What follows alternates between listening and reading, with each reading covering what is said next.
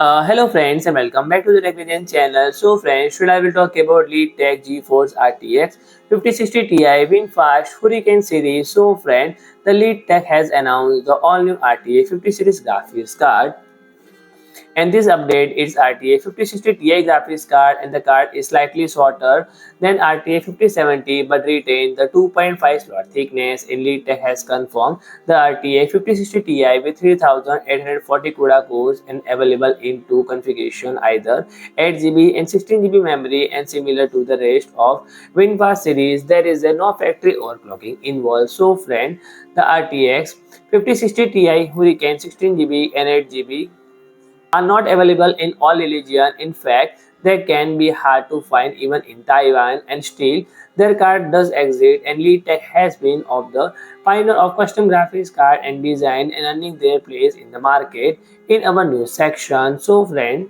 if you like my video, please to like, share and comment, and don't forget to subscribe my channel and press the bell icon.